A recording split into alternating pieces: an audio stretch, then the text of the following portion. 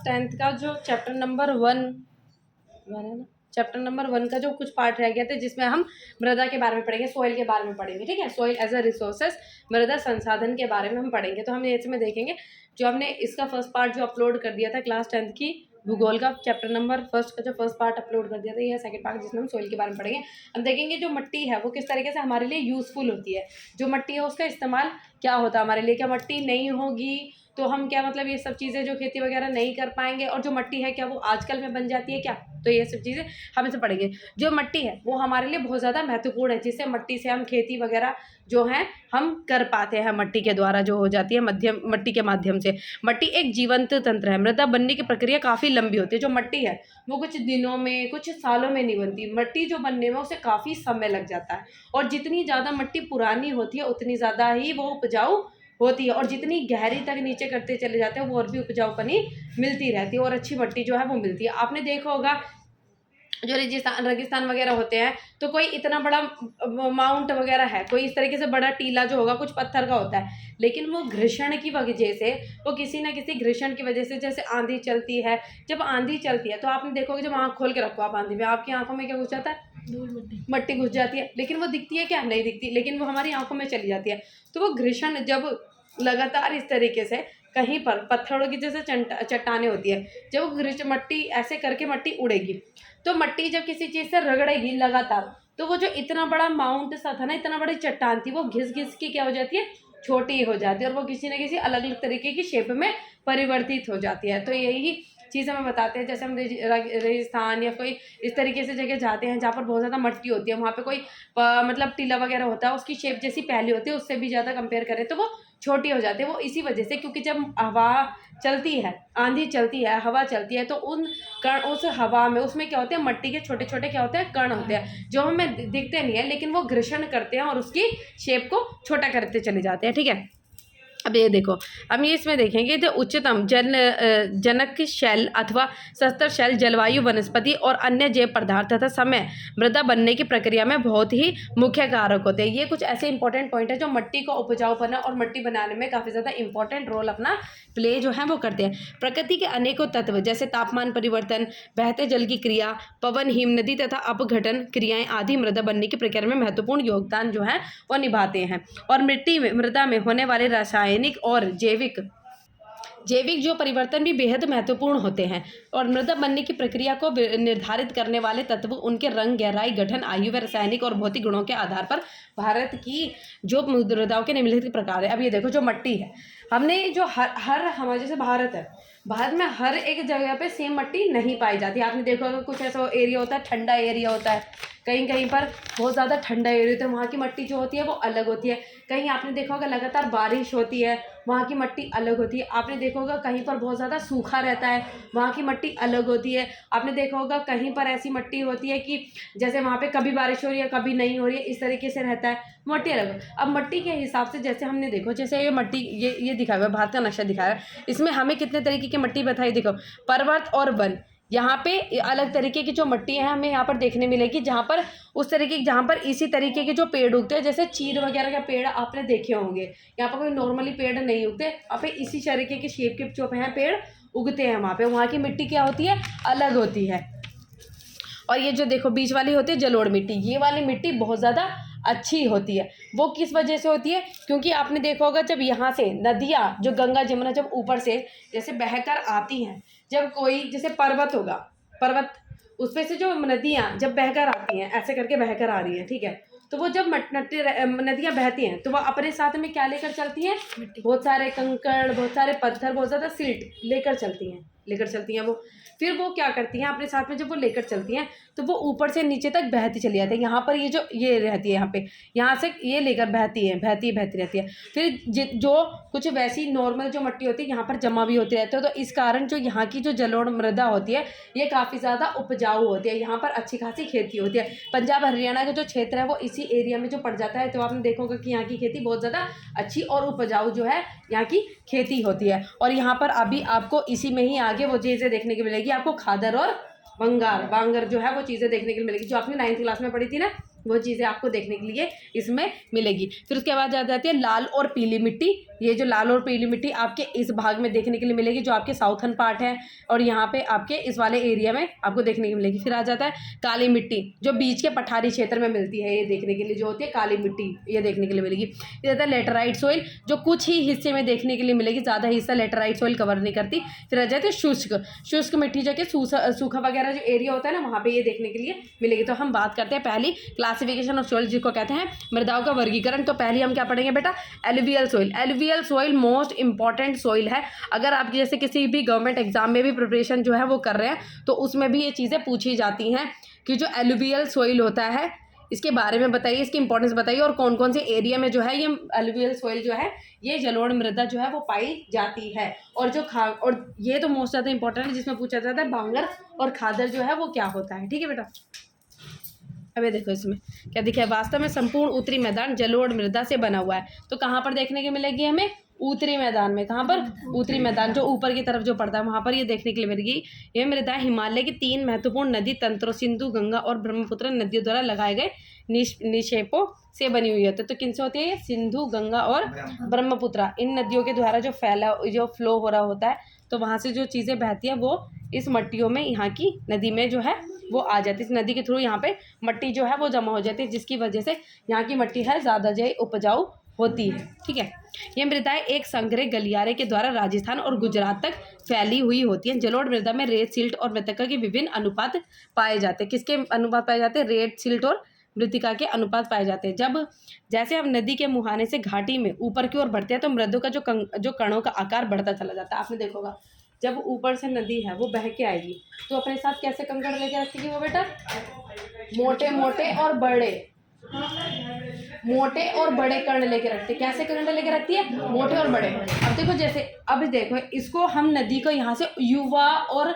वृद्धा स्थिति में कन्वर्ट करते हैं। जब इंसान की जो उम्र, जब वो अपनी मैच्योर्ड एज में, जवानी की एज में होता है, तो बहुत ज़्यादा हंसता, खेलता, खुश, उछलता कूदता, सारी चीज़ों में, एक्टिविटीज़ में अच्छा काम करता है। तो वैसे ही मट्टी को बताया गया, जो मट्टी जब ऊपर से उछलती हुई आती है तो वो एकदम युवा स्थिति में होती है, अपने साथ कंकड़ पत्थर मोटे मोटे लेकर चलती है, बहुत तेज़ गति से ऊपर से एकदम कूदती हुई आती है, बहुत ऊपर से तेज़ गति से आती है। लेकिन जैसे जैसे इंसान की उम्र ढलती जाती है, उसकी एक्टिविटीज़, खेलने कूदने की इंटरेस्ट थोड़ा सा खत्म होता चला जाता है। ऐसे ही जैसे मट्टी आपकी नीचे चली जाती है, उसकी जो तेज गति जो ऊपर से गिरती हुई आ रही थी, वो क्या हो जाती है, कम होने लगती है। धीरे धीरे क्या होने लगती है, कम होने लगती है, उसकी गति धीरे धीरे कम होने लगती है। और जैसे जैसे वो और नीचे आती रहती है, उसकी गति और भी ज़्यादा कम हो जाती है। और जब वो ऊपर से गिर के आई तो वो अपने साथ में कैसे कण लेके रखती है, बहुत मोटे।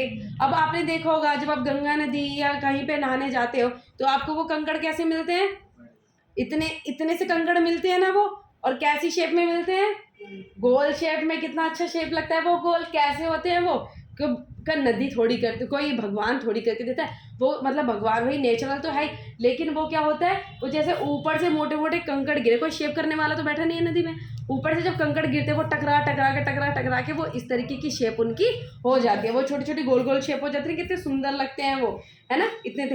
वैसे मोटे मोटे कंकड़ जब ऊपर से गिरते हैं, फूटते, क्योंकि ऊपर से एकदम नदी आती, वो पत्थर आते हैं नदियों के साथ में, भैड़ भैड़ भैड़, इधर से उधर टकराए, उधर से उधर टकराए, ऊपर से नीचे गिरेंगे, भटाए, वो इतना था, कभी इतना इतना इतना, ऐसे करके हो जाता है। ठीक है, ये चीज़ें। तो नदी घाटी के ऊपरी भाग में समझ देखें, मृदा की पहचान उनके कणों के आकारीय घटकों के द्वारा हो जाती है। आयु के आधार पर जलोढ़ मृदाएं जो है वो 2 प्रकार की होती है। जलोढ़ मृदाएं जो होती है बेटा 2 प्रकार की होती है ना, पुराना जलोढ़ और नया जलोढ़। पुराना जलोढ़ जिसको कहते हैं बांगर, भंगार के नाम से याद कर लो इसको, भंगार होता है बेकार, तो पुराना है ना। इसका भी तुमसे आप, ये क्वेश्चन बहुत इंपॉर्टेंट है, पूछा जाता है कि जो पुराना जलोढ़ होता है उसको क्या कहते हैं, तो भंगार, बंगार कहता है। ठीक है, पुराना जलोढ़। नया जलोढ़ होता है जिसका कहते हैं खादर। ठीक है, खादर।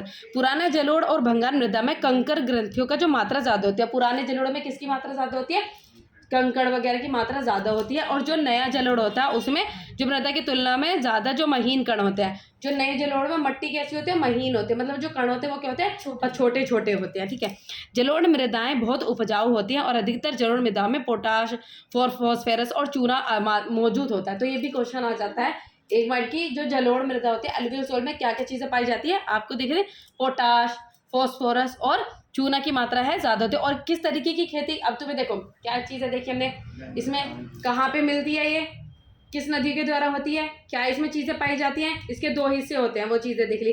अब इसमें देखेंगे हम ये कि क्या क्या चीज़ें में पाई जाती है वो देख ली। अब इसमें क्या क्या चीज़ें उगती हैं, ठीक है, क्या क्या चीज़ों के लिए अच्छा होता है। देखो, गन्ने, चावल, गेहूँ या अन्य अनाजों और दलहन फसलों की खेती के लिए उपयुक्त जो है और बनाती है, और अधिक उपजाऊ होने के कारण जलोढ़ मृदा वाले क्षेत्रों में गहन कृषि की जाती है। आपने बताया, अभी बताया था कि जहाँ पर इस तरीके की मिट्टी होती है वहाँ पे काफ़ी अच्छी खासी कृषि होती है, खेती अच्छी होती है, ठीक है। तो ये समझ में आ गया। अब ये पढ़ेंगे हम काली मिट्टी के बारे में, ब्लैक सॉइल के बारे में। ब्लैक सॉइल में बेटा कपास की खेती बहुत ज़्यादा की जाती है। कपास की खेती के लिए ही जो ब्लैक सॉइल है वो बहुत ज़्यादा इंपॉर्टेंट है, और ये भी क्वेश्चन इस तरीके से भी आता है। इसको भी मृदा ये, और इसको किस और नाम से पुकारा जाता है, रेगर नाम से। किस नाम से, रेगर नाम से भी पुकारा जाता है। काली मिट्टी कपास की खेती के लिए बहुत ज़्यादा उपयोगी होती है, और इसलिए इन्हें काली कपास मृदा के नाम से भी जाना जाता है। और माना जाता है कि जलवायु और जनक जो शैली ने काली मृदा के बनाने में महत्वपूर्ण योगदान दिया, और इस प्रकार की मृदाएं दक्कन पठार बेसाल्ट क्षेत्र के उत्तर पश्चिमी भाग में पाई जाती है। तो ये बताया था मैंने, पठारी क्षेत्र में इस तरह में पाई जाती है। काली क्यों होती है, जब यहाँ पे जब जैसे कि जो अर्थक्वेक और इस तरीके की जो पठारी एक्टिविटी, जैसे वोल्केनो टाइप्स यहाँ पे ना, जैसे ये इस तरीके की एक्टिविटीज यहाँ पे होती थी पहले, तो इसकी वजह से यहाँ की जो मिट्टी क्या हो गई बेटा, काली की वजह, इन सब चीज़ों की एक्टिविटी, इन पठारी क्षेत्र होने की वजह से और इन सब एक्टिविटीज़ की वजह से यहाँ की मिट्टी क्या हो गई, काली हो गई। तो यहाँ की जो इस वाला एरिया, ये वाला एरिया क्या होता है आपका, काली मिट्टी के लिए आपका एरिया ये वाला फेमस है। तो आप इसके डायरेक्शन देख लेना, कौन से डायरेक्शन में ये होती है काली मिट्टी, और किस तरीके की खेती इसमें होती है ये। और इसमें किसकी मात्रा होती है इस प्रकार की मिट्टी में, बेसाल्ट क्षेत्र के उत्तर पश्चिमी भागों में पाई जाती है, और ये लावा जनक शैलों से बनी है। कैसे बताया था आपको, लावा अर्थक्वेक, लावा निकलता है, उन सब चीज़ों से ये बनी हुई है, लावा शैली से बनी हुई है। ये मृदाएं महाराष्ट्र, सौराष्ट्र, मालवा, मध्य प्रदेश और छत्तीसगढ़ के पठार पर पाई जाती है, और तथा इसके फैलाव दक्षिणी पूर्वी दिशा में गोदावरी और कृष्णा नदियों तक भी फैले हुए हैं। और इसमें ये मृदाएं कैल्शियम कार्बोनेट और मैग्नीशियम, पोटास तथा चूने जैसे पौष्टिक तत्वों से परिपूर्ण होती है। देखो उसमें क्या था, हमें उसमें क्या मिला था, हमें जो हमने वो पढ़ी थी उसमें पोटाश और फॉस्फोरस और चूना मिला था, और जो हम काली मिट्टी में हमें क्या मिलेगा, कैल्शियम कार्बोनेट, मैग्नीशियम, पोटास और चूने की मात्रा इसमें काफ़ी ज़्यादा मिलती है। और इसकी जुताई मानसून प्रारंभ होने के पहली बौछार से ही शुरू की जाती है। तो इस तरीके हो गई, और गीली होने पर यह मृदाएं चिपचिपी हो जाती है। तो हमने ब्लैक सॉइल के भी बारे में पढ़ लिया, काली मिट्टी। अब हम थर्ड है हमारे बारे में, इसमें पढ़ेंगे रेड और येलो सॉइल। रेड और येलो सॉइल जो होता है, अब इसके बारे में देखो। लाल मृदा दक्कन पठार के पूर्वी और दक्षिणी हिस्सों में पाई जाती है। ये वाले इससे इन हिस्सों में पाई जाती है। देखो जो आपका ईस्टर्न एरिया होता है, ईस्टर्न एरिया, ये वाला ईस्टर्न एरिया में आपको ज़्यादातर मिलेगी, और जो साउथ का तो दक्षिणी हिस्सा होता है, दक्षिणी इस वाले हिस्से में भी आपको ये वाली मिट्टी जो है वो देखने के लिए ज़्यादा मिलेगी। लाल और पीली मृदाएं उड़ीसा, छत्तीसगढ़, मध्य गंगा इन क्षेत्र में ज़्यादा पाई जाती है। पश्चिमी घाट में, पहाड़ी दल में पाई जाते हैं। इन मृदाओं का रंग जो है वो लाल रंग रवेदार आग्नेय और रूपांतरित चट्टानों में लौह धातु के प्रसार के कारण होता है, और इसका पीलापन इसमें जल योजन के कारण होता है। जो इसके मिट्टी का जो लाल रंग होता है वो किस वजह से होता है, रवेदार आग्नेय और रूपांतरित चट्टानों में लौह धातु के प्रकार से होता है। जो लौह धातु होती है ना, उसके कारण से यहाँ पे ये इसका जो रंग हो जाता है वो इस प्रकार से हो जाता है। जैसे यहाँ पे ना किसी तरीके की खाने वगैरह ज़्यादा मिलती हैं, ठीक है, छत्तीसगढ़ इन सब चीज़ों में, ठीक है, एरिया में। और पीलापन किसकी वजह से हो जाता है बेटा, जल योजन की वजह से। अब हम देखें इसमें लेटराइट सॉइल।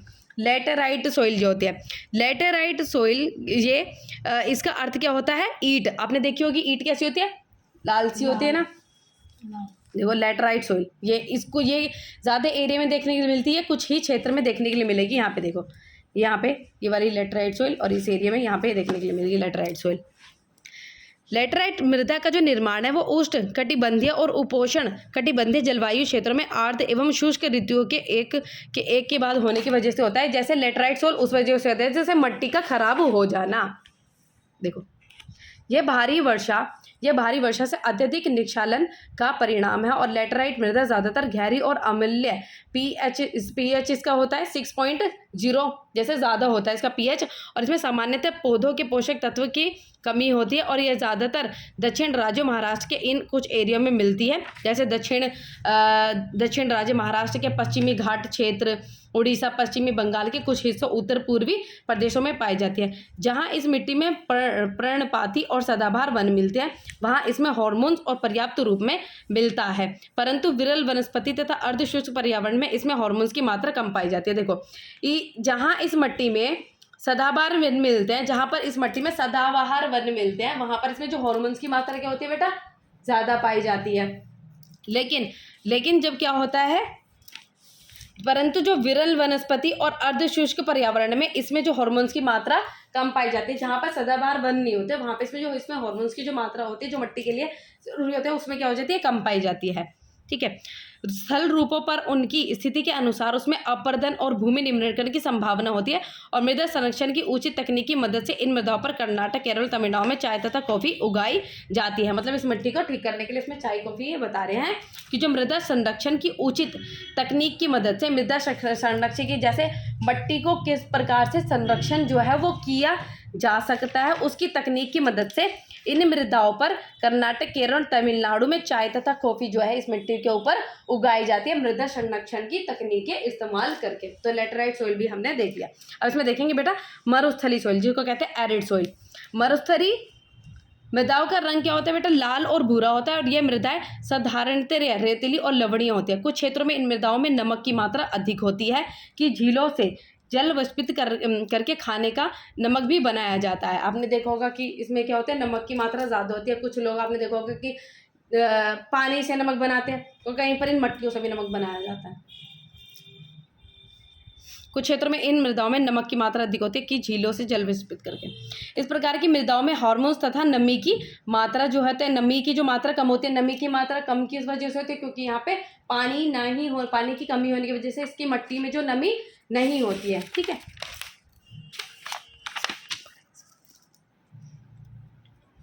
मृदा की सतह के नीचे कैल्शियम की मात्रा जो है वो बढ़ती चली जाती है। मृदा की सतह के नीचे कैल्शियम की मात्रा बढ़ती चली जाती है तथा नीचे की परतों में चूने की कंकर की सतह पाई जाती है। जो नीचे की परत होती है उसमें क्या होती है, चूने की जो सतह वो पाई जाती है। इस कारण से इस मृदा में जल अतः इनफिल्ट्रेशन अवरुद्ध हो जाता है और इस मृदा को उचित तरीके से सिंचित, वो क्या कहते हैं, संचित करके इस कृषि योग्य बनाया जाए। मतलब यह है इरिगेशन करके इसको उस योग्य बनाया जा सकता है ताकि इसमें किसी तरीके की खेती की जा सके। इसमें क्या होती है बेटा, नमी की मात्रा कम होती है, मतलब पानी की मात्रा इसमें कम होती है, जिसकी वजह से यहाँ पे कोई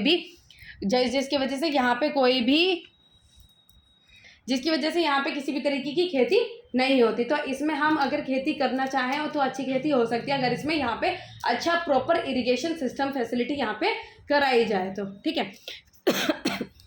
तो देखो फॉरेस्ट सॉइल, वन मृदा। इस प्रकार की मृदा आमतौर पर पहाड़ी तथा पर्वतीय क्षेत्रों में पाई जाती है जहाँ पर्याप्त वर्षा वन उपलब्ध है। अभी हमने देखा था ऊपर वाले एरिया में। ठीक है। यहाँ पर मृदा आमतौर पर पहाड़ी क्षेत्रों में पाई जाती है और इन मृदाओं के गठन में पर्वतीय पर्यावरण के अनुसार बदलाव आता है।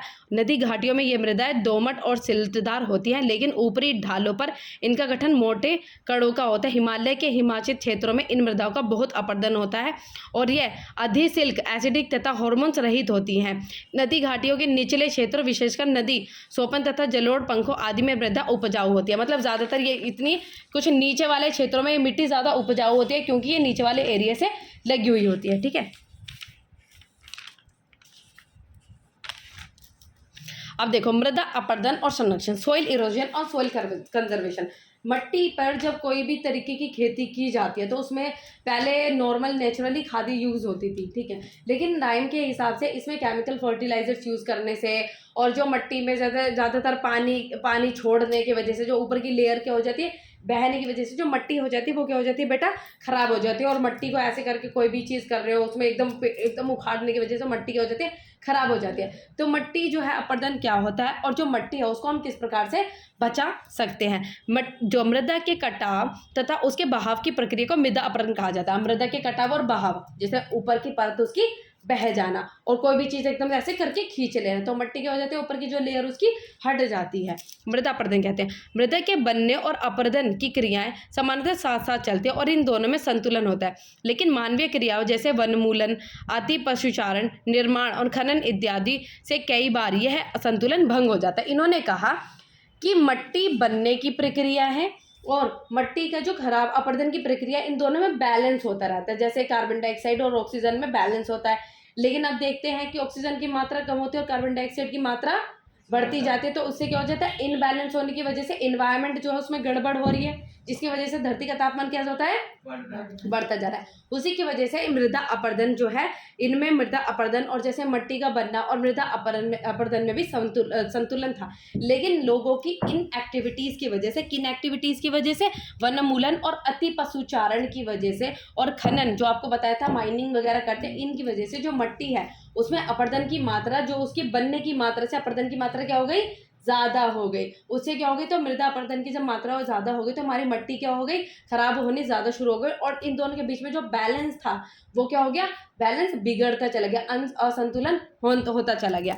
और प्राकृतिक तत्व जैसे पवन, हिम नदी तथा जल मृदा अपरदन करते हैं और बहता पानी मुक्तियाकृत मृदाओं को काटते हुए गहरी वहिकाएं बनाता है, जिन्हें अवनिकलन कहा जाता, अवनिकाय कहा जाता है। ऐसी भूमि जोतने योग्य नहीं रहती और इसे उख्यात भूमि बैंडलैंड कहते हैं। जैसे कि मिट्टी पे फ्लो कंटिन्यूसली पानी बहना कंटिन्यूसली बहना, इसी की वजह से मिट्टी की जो लेयर्स है वो ऊपर वाली हट जाती है और जो मिट्टी है उतनी उपजाऊपनी नहीं रहती थी। इन सब चीज़ों को हम क्या कहते हैं, बैंडलैंड, उख्यात भूमि कहा जाता है। और चंबल बेसिन में इस प्रकार की भूमि को खंडित रेवाइन भूमि कहा जाता है और कई बार जल विस्तृत क्षेत्र को ढके हुए ढाल के साथ नीचे की ओर बहता है और ऐसी स्थिति में इस क्षेत्र की ऊपरी मृदा घुलकर पानी के साथ बह जाती है। इसे चादर अपरदन, जिसे क्या कहते हैं, शीट इरोजन कहा जाता है। शीट इरोजन जैसे ऊपर की लेयर जो है वो बह जाना। पवन द्वारा मैदान अथवा ढालू क्षेत्र से मृदा को उड़ा ले जाने की प्रक्रिया को पवन अपरदन कहा जाता है। पवन अपरदन कहा जाता है, जो आपको बताया था, पवन के द्वारा मिट्टी को उड़ा के ले जाना, उसको कहते हैं पवन अपरदन। इसके अतिरिक्त कृषि के गलत तरीके से भी मृदा अपरदन होता है, जैसे कि ज़्यादातर फर्टिलाइजर इस्तेमाल करने, जैसे ढाल पर ऊपर से नीचे की ओर हल चलाने से वही काय बन जाती है। इसके अंदर से बहता जल आसानी से मृदा का कटाव करता रहता है। मतलब गलत तरीके की खेती और गलत इक्विपमेंट्स यूज़ करने की वजह से भी, कृषि की वजह से भी ये क्या हो जाता है, मृदा अपरदन हो जाता है। ढाल वाली भूमि पर सर्वोच्च रेखाएं के समांतर हल चलाने से ढाल के साथ पानी के बहाव की गति घटती है और इसे समोच्च जुताई, काउंटर प्लगिंग कहा जाता है। ढाल वाली भूमि पर सोपन बनाए जा सकते हैं और सोपन कृषि अपरदन को नियंत्रित करती है। जैसे सोपन, काउंटर प्लगिंग, जैसे आपने देखा होगा कि जैसे वो स्टेप्स वगैरह नहीं बना देते, तो स्टेप वगैरह बना देते हैं वो। पश्चिमी तथा मध्य हिमालय में सोपन अथवा सीढ़ीदार कृषि काफ़ी विकसित है। सीढ़ीदार जो कृषि है वो काफ़ी ज़्यादा, जैसे एक तरफ बहुत ज़्यादा ऐसे करके ढलान हो जाता है तो कोई भी पानी वहाँ पे टिक नहीं पाता, कोई खेती वहाँ पे नहीं हो पाती, तो क्या करते हैं, वो सीढ़ियाँ बना लेते हैं। तो क्या हो जाता है, जैसे पानी जो बह रहा था ना, वो एकदम बह रहा था, वो पानी क्या हो जाता है, रुकने लगता है। जैसे यहाँ ये सीढ़ी थी, ऐसे करके पहले तो सीधा पानी बह रहा था, फिर यहाँ पे ऐसे करके सीढ़ी बनाई, फिर नीचे एक ऐसे स्टेप बना दिया, फिर अब सीधा जो पानी आएगा ना वो यहाँ पे रुक जाएगा, ठीक है। तो उसके बाद जो थोड़ा सा यहाँ से बहेगा फिर वो नीचे गिर के नीचे रुक जाएगा। इससे क्या होगा कि पानी जो टोटल बह रहा था वो टोटल एकदम से नीचे नहीं बहेगा, तो थोड़ा थोड़ा रुकता चला जाएगा, ठीक है। बड़े खेतों की पट्टियों में वर्गीकृत किया जाता है। फसलों के बीच में घास की पट्टियों को उगाया जाता है। यह पवन द्वारा जनित बल को कमजोर करती है। आपने देखा होगा कि जो खेती करते हैं उसमें बीच में ऐसे टीला सा खड़ा करके घास उगाई जाती है। इससे क्या हो जाता है कि कोई भी चीज़ जैसे एकदम हवा चलती है तो एक सीधा मट्टी को उड़ा के नहीं ले जाएगी, उनकी मट्टी को ख़राब नहीं करेगी। पहले वो उसके जो वो उसके पवन के बहाव को वो उससे कम करती है, जो घासें बीच में उगाई जाती है ना उससे उनको कम करती है, ताकि जो वो एकदम से हवा आ रही थी वो उसको पहले रोके, उसको टकराए, फिर जाके मट्टी को कुछ छेड़े। मट्टी को नहीं छेड़ पाती, वो पहले उसके ऊपर ही टकरा जाती है, उनके ऊपर, ठीक है। इसकी वजह से वो घासें उगाई जाती है। ये पवन द्वारा और इस तरीके को पट्टी कृषि, जिसको कहते हैं स्ट्रिप फार्मिंग कहा जाता है। और पेड़ों को कतारों में लगाकर रक्षक शेल्टर बेल्ट मेखला बनाकर भी पवनों की गति को कम किया जाता है। जैसे आपने देखो कि कहीं बीच में एक खेती की जाती है, उसके चारों तरफ बड़े बड़े पेड़ खड़े कर दिए जाते हैं, ठीक है। उसको हम क्या कहते हैं बेटा, स्ट्रिप फार्मिंग कहते हैं। जिससे क्या हो जाता है कि पेड़ों को मतलब बचाया जा सके। नहीं, शेल्टर बेल्ट कहा जाता है, सॉरी, उसे क्या कहते हैं, शेल्टर बेल्ट कहा जाता है, जिसको कहते हैं रक्षक, ठीक है। रक्षक इनको कहा जाता है। पश्चिम भारत में इन रक्षक पट्टियों को खेत के टीले के स्थानीयकरण में महत्वपूर्ण योगदान जो है वो रहा है।